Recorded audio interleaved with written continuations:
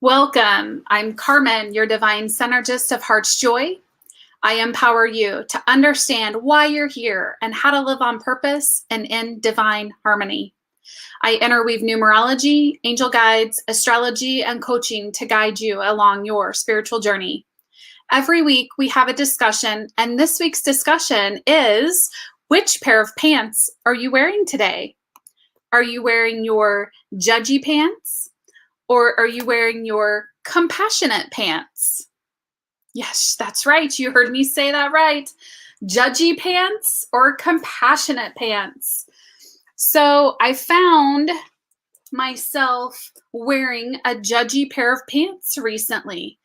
And that's what I call it because for me, it's an easy visual to shift from it. Now, some of you may have heard before, and you may do this yourself as you're putting on your clothes or as you're putting on your jewelry. Women, as you're wearing your makeup, you start to say, I'm putting on my armor if I put on my watch, or I'm putting on compassion as I put on a ring. It's a great visual representation as we get ready for the day. It's a great way to remind ourselves of how we choose to show up that day for ourselves and for others. And what I've noticed today is division is bigger than it's ever been. And if you're wondering what I'm talking about specifically, it's the division over the V. And I can't say the V word if I want this video and this audio to stay up. So I just want to have that conversation today. Why do we think it's our business to ask somebody if they chose to get the V? I don't recall that ever being happened before when other Vs were around. Nobody really asked me then, well, did you get it? Well, why didn't you get it? Nobody really frankly cared. At least that was my experience. Didn't see it a lot in mainstream media. Didn't see a lot of marketing about it. Didn't get text messages from friends about it. Didn't have people hit me up on social media about it. So during this conversation, I'm going to invite you to get curious with me. It's one of my favorite things to do. So the next thing you notice is, well, so what's the narrative? Well, the first thing I'm going to ask you is, what narrative are you listening to? As I mentioned in one of my prior discussions, I was invited to start looking at different narratives, not just the one that I was so used to reading or listening to. And I did that. I opened up my mind and I chose to look at different narratives, different storylines, different sides, whatever you want to call it. So ask yourself, are you listening to multiple narratives from different sources? And the beauty is you get to choose your own narrative. You get to choose what this looks like for you, not based on what somebody else tells you. You see, we've been doing that our entire life, where we chose to take on other stories, which weren't our stories, they were other people's stories. In fact, I just talked about that today in the Live on Purpose course with the participants. What do you think, for example, success is? Well, is that really yours or is that somebody else's? Oh, that's someone else's. Okay, well, what's yours? It's no different than this. What is the narrative that you're choosing? And by the way, did you know that you can create your own? Remind yourself that you're this spiritual being who chose this body, this time, this family, right now to learn lessons and what I call be boots on the ground to do God's work. Whatever you want to call it, God, divine source, creator of all that is. Start to remember who you are and why you came here. Because when you do that, you start to break away from what everyone else is poking at you and asking you. And the narrative and the stories and the information that's coming in, because we're being bombarded with it everywhere. And the bottom line is we just want everybody to be safe We just have different perspectives about what safety looks like right now. And I realized that I actually, a few months ago, I did wrong because I asked people not to take the V. I thought, you know what, not doing it was the safe thing. And I tried to push my narrative onto other people, people that I love. And I know I'm wrong and I admit it.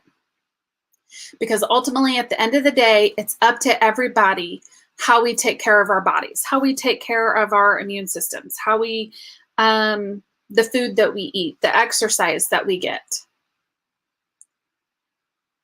Healthy looks different for every single person. And it's interesting, I've watched that conversation happen on different social media platforms.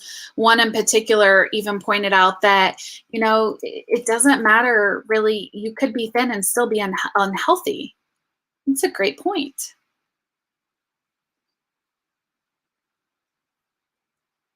So can you honor someone else's choice? Can you honor that? Even though it may not be what you want for them, can you honor their choice? This division that we're experiencing is frankly, it's based on fear. And there's been a ton of fear-based narratives for many, many years now, probably centuries. Some of us just now got our awakening with that, including myself. I just had mine in 2020. Frankly, I call it my political awakening. I had my spiritual awakening starting in 2013. I had my political awakening in 2020. Thank you, quarantine. By the way, that was no accident. Division itself is always based on fear. Always. Always has been, always will be. And a lot of people don't even realize that they're coming from fear. And they don't even mean to. They don't even mean to. It's creating a division, though. You see, the past will continue to repeat itself if we don't stop living in fear. If you go back and look at the past and the wars that were fought, and you look at the division with the Jews, that was all based out of fear. And to me, fear is fear. You can segregate it out. We did it with the blacks and the whites. We're doing it with the Asians. It's all coming from a fear. And fear and love are literally two different vibrations. Fear is the lowest vibration, which is why you cannot experience fear and love at the same time. It's absolutely impossible. Absolutely impossible. I can't tell you how many conversations I've had with people who have said, which I still am trying to figure this out, they have actually said, well, I have faith, but I'm really worried about this. You cannot have that. You can think that you do, but when you are truly in this love vibration, it's a higher vibration, then you have reminded yourself that you are this spiritual being, that you are living in love, that you're not going to let any fear or any narrative or anything else knock you off your path. You're not going to let anything that anybody else says to you stop you. So when you start to find yourself in wearing what I call your judgy pants, because I did the other day, hands down, and I got triggered, I admit it, what do? How easy is it for you to switch off your judgy pants and put on your compassionate pants? First thing is awareness. Just be aware that you're in judgment. And it's okay. Don't judge your judgment. It happens. Don't shame yourself. Just stop. Take a breath. It's okay. Once you got to awareness, now you get to choose to shift your perspective. And ask yourself, okay, I'm judging, which means even though I'm judging them, I'm really judging myself. So how can I shift my perspective on whatever's going on, whatever I'm judging them about? Step into curiosity. It is my favorite tool in my arsenal right now, is curiosity. The judgment literally is the wall that we can't see, and you can probably feel it, that stops us from creating anything, including receiving all of our blessings. Judgment comes from fear. So when you start to step into curiosity, it just literally dissolves the wall. And then ask yourself, how can you see things from their viewpoint? Because as I started to do this, then I literally felt a physical shift. And it was like those judgy pants were just kind of falling right off. I lost that weight. I lost that fear. I lost that trigger. And then I made a choice to put on my compassionate pants. By the way, if you want to visualize it, it's quite fun. I'm curious to hear from all of you what your judgy pants would look like and what your compassionate pants look like. Maybe they're yoga pants, comfy pants, stretchy pants. I don't know. You're layered in compassion and hold space for them. Layer yourself in all that compassion. Hold space for them instead of judging them. Everyone is in a different chapter along their journey, and that's okay. Not everybody is where you are with your awakening, no matter what kind of awakening it is, and that's okay. Not everybody experiences an awakening in this particular lifetime, and that's okay. No one needs to understand where you are or what you do. Nobody. That's not for them to.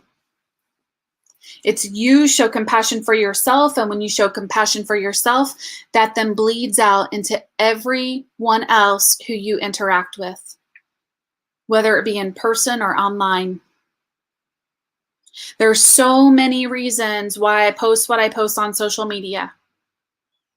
My intention is to keep the vibration high, to keep the vibration of love.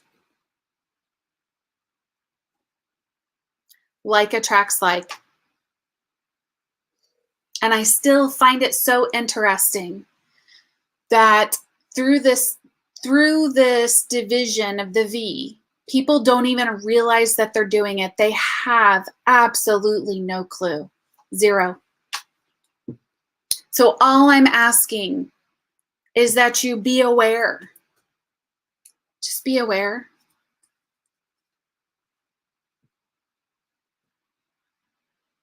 You can feel the shift of energy from people as you start to say, well, I got my V. Oh, okay. We never announced it before. Why are we announcing it now? It's simply creating a division. And it's going to continue to get worse and worse and worse unless we start to wear our compassionate pants. And as always, if you get triggered, then it's something for somewhere that you get to shift.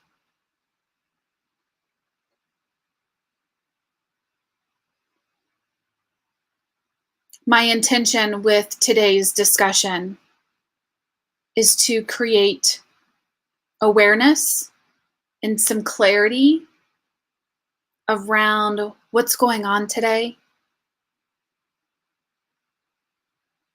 And just know that you are always supported and you are always loved and you are already worthy. And you are truly the compassionate, loving being who is whole and complete. Thank you all so much for joining this week's discussion. Sending you all much love. Until next time.